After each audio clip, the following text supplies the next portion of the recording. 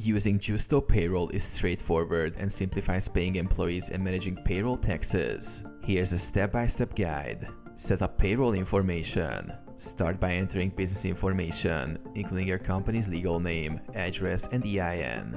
Next, add employees with their details: name, address, social security number, pay rate, and work hours. Gusto also handles contractor payments, so you can add them similarly. Schedule pay periods. Choose pay schedules based on your business needs. Set due dates for timesheets and payroll processing so everything is on time. Run payroll. On payday, go to the Run Payroll section and select Employees to Pay. Enter any bonuses, commissions, or reimbursements and review payroll totals. Gusto automatically calculates taxes, deductions, and withholdings for each employee. Click Submit Payroll to complete it.